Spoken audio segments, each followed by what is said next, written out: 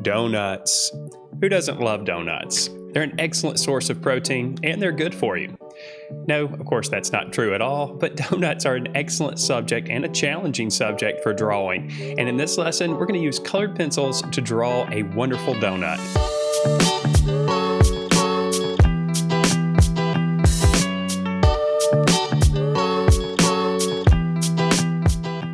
Hello there everyone, Matt here with thevirtualinstructor.com, and in this lesson we're going to use Faber-Castell's Polychromos colored pencils on smooth Bristol paper to create this wonderful drawing of a donut. Now, Polychromos pencils are oil-based pencils, which means they're going to behave a little bit differently than the more common wax-based colored pencils. And the surface that we're going to be working on, Bristol paper with the smooth surface, is a very, very smooth surface, which means that there's not a lot of tooth on the surface. But this can be an advantage and a disadvantage.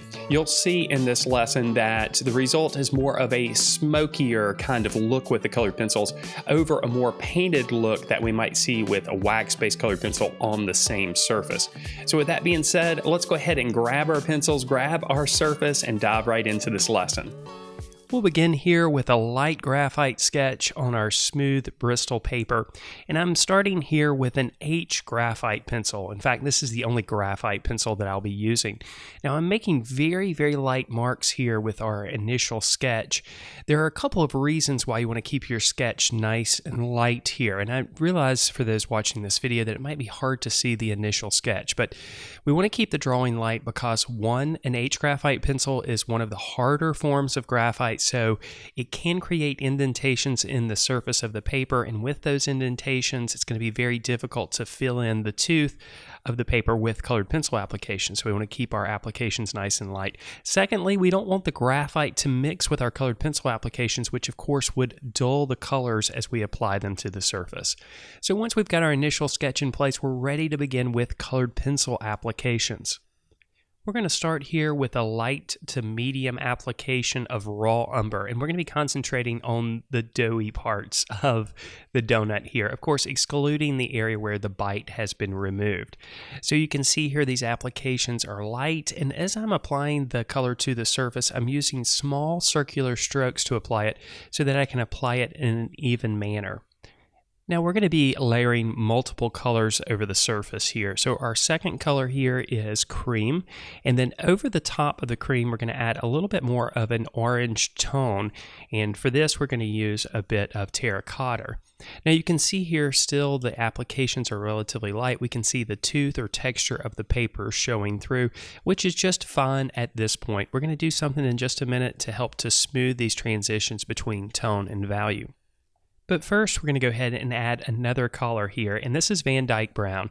Now, obviously, this is a slightly darker value, so we're going to concentrate the marks that we apply with this color in the areas of shadow or darker tone. We can see this right underneath the edge of the icing and on the second bottom half of the donut, and of course, on the inside opening of the donut as well.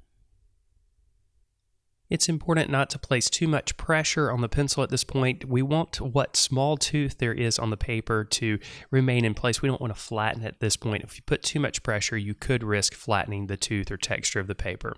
Now for our secret weapon, we're going to use a bit of Turpenoid Natural, and we're going to apply this with just a nylon brush right over the top of our application. So I've just dipped the brush into the Turpenoid Natural and just got a little bit of that solvent on the brush. And now I'm applying it to the surface. And as you can see, what happens when you apply this material over the top of your colored pencil applications is it basically loosens up the pigment and allows it to flow a little bit more into the tooth or texture of the paper. And this results in a smoother or more even transition between colors and value. It does eradicate much of the texture of the paper, but as you can see, we still see some of the texture of the paper showing through. And as I mentioned at the start, we're still going to have that appearance in our finished drawing anyway.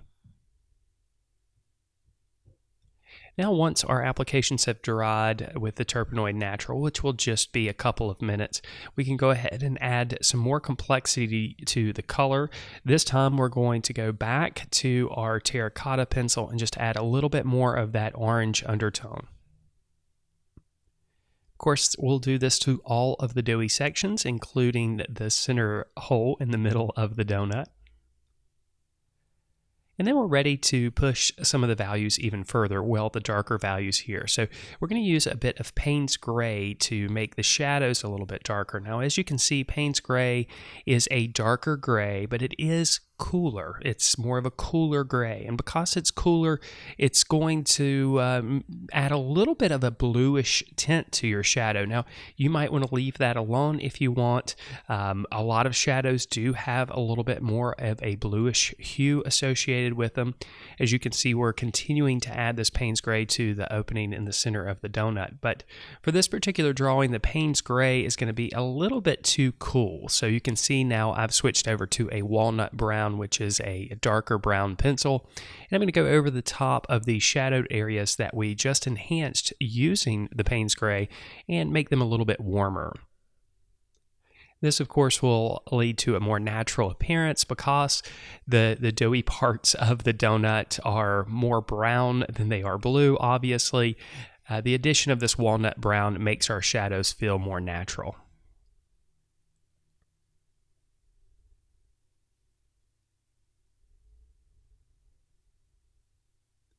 For now, we're ready to turn our attention to the icing. So we're going to start here with our first color that we're going to apply to the icing. Here again with icing, we're going to apply several different colors as we go through this process. By adding several different colors with colored pencils, you add quite a bit of complexity to the color, and since colors are complex that we see in reality anyway, this is going to lead to a more natural or more realistic drawing. Now the pink that we're applying here is medium flesh, and you can see I'm adjusting the amount of pressure that I place on the pencil in areas where I'm seeing darker tones and values, and I'm allowing some of those lighter areas to be addressed using a lighter touch. And in fact, before we move on, we're going to go ahead and preserve the areas of highlight with a bit of white over the top of our lighter applications that we've applied in the highlights. Now we'll begin building up some of the complexity here, even in the pink sections. And the next color we're adding here is Pink Madder Lake. And we're going to be applying this color mainly in the areas where we're seeing some shadows. So since our light source is originating from the upper right-hand corner, we're mostly going to be seeing areas of shadow on the left side of the donut and on the left side of the inner ring of the donut as well. Now this color is great, but we need to add even more complexity to the color. So over the top we're going to add a bit of rose carmine as well. And now we're starting to get a little bit of contrast between the highlighted areas and the shadowed areas.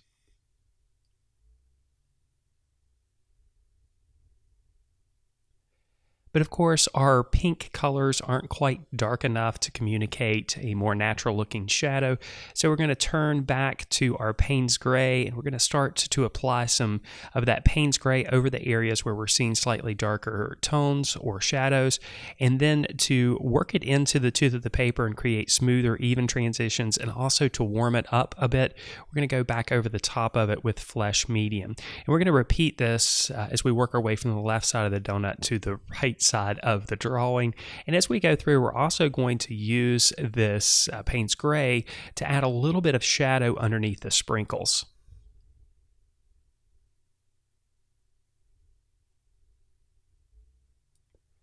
Then, of course, once we've got all those shadowed areas in place using the Payne's Gray, of course, we're going to go back over the top of it with the Flesh Medium, again, for the reasons that I just mentioned.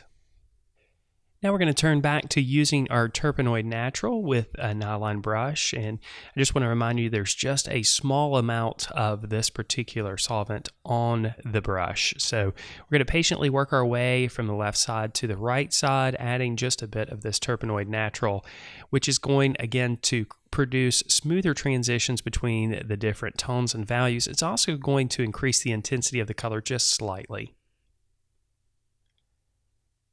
And then back again over the top of our applications that we've smoothed out just a bit, this time with a bit of the rose carmine. Now our shadows are starting to look a bit more natural. We're increasing the contrast, and of course we're also broadening the range of value.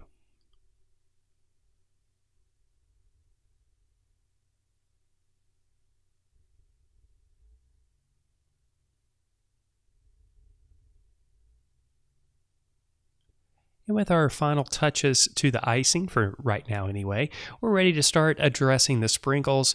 We're going to use a variety of different colors here. We're going to use blue, purple, green, red. We're also going to have some white sprinkles in there. But the most important thing to remember as you develop each one of the sprinkles is that these sprinkles are little tiny forms. So they're going to have areas of highlight mainly on the top and mostly on the right side of each sprinkle. They're also going to have areas of shadow as well, mainly underneath each one of the sprinkles and on the left side of each sprinkle. We can enhance these shadows, of course, by using a slightly darker version of the color. So when we're working with blue, we'll use a lighter blue on the top and a darker blue on the bottom. And then, of course, we can use our Payne's gray, again, to create stronger shadows and increase the contrast. You can also use a bit of white over the top to make the highlight a little bit stronger as well. For our white sprinkles, we'll use mainly just a bit of white and the Payne's gray, and of course we can adjust the lightness or darkness of the shadow by adding more white over the top or adding more of the Payne's gray over the top. So if you need that shadow to be a little bit darker, you can add a little bit more of the Payne's gray. If you need it to be a little bit lighter, just a little bit of white over the top. Now, of course, these sprinkles are small and numerous, so take your time with this portion of the process. In fact, take your time with the entire drawing. Colored pencils are one of the slowest mediums out there. Taking your time will definitely pay off in the end. Now, once we've got the sprinkles in place, of course, we need to clean up some of the edges here and there, so we're going to return with one of our pinks to do so. And of course, if necessary, we can make some of those highlights a little bit stronger with a bit of white. Now let's turn our attention to the bite mark in the donut. We're going to start here with cream, and we're just going to cover the entire area with a fairly light application. Now we're ready to start developing the texture of the bite mark on the donut. We're going to start here with a bit of raw umber. Now, texture is created in a drawing through a contrast in value and directional stroking here. So we're going to consider both of these things. Obviously, the raw umber is darker in value than the cream, so we're going to allow some of that cream color to show through in areas. You'll notice that the directional strokes we're using on the right side of the bite mark, which is facing the viewer, are more horizontal. They actually go at a slight diagonal, but the strokes that we use on the left side of the bite mark, which is actually facing to the right side of the picture plane, are more circular. Now, just as we did before, we're going to start making the values a little bit darker and pushing that range of value. So to do so, we're going to start with a bit of Van Dyke Brown. I'm putting a little bit more pressure on the pencil here to create these darker tones. You can see that they're a little bit more intense on the lower portion of the donut. Of course, we're going to see a little bit more shadow there, but also on the upper portion of the donut where the flaky dough kind of overlaps itself. You can kind of think of these as sheets of dough that are creating areas of cast shadow right underneath them. Now, the more that you push these darker tones, the more pronounced the texture is going to appear in this particular section. Now, before addressing the cast shadow underneath the donut, we'll add just a little bit more warmth here to the doughy section on the left side with a bit of raw umber.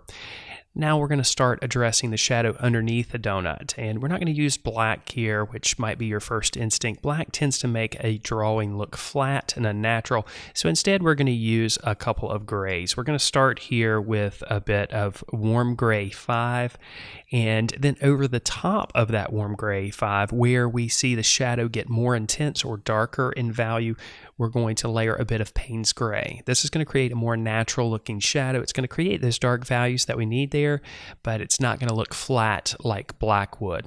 Now, for the transition that happens out into the white of the paper, we're going to add a bit of cold gray too. We'll do the same thing on the larger cast shadow on the left side of the donut. Of course, this shadow is a little bit longer since our light source is originating from the upper right-hand corner, and the bulk of the donut is creating a stronger or larger cast shadow over here. Here again, we're going to start with our medium gray, which again is warm gray 5, and then we'll create a little bit of a transition there with the cold gray 2. And then where our shadow is most intense and darkest, we'll use a bit of the Payne's gray.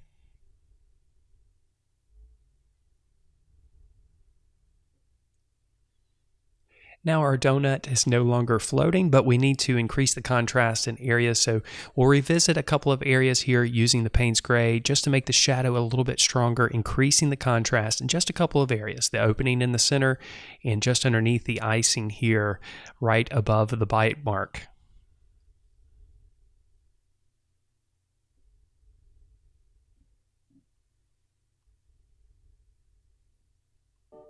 And now our colored pencil drawing created with oil-based Polychromos pencils on smooth Bristol paper is complete.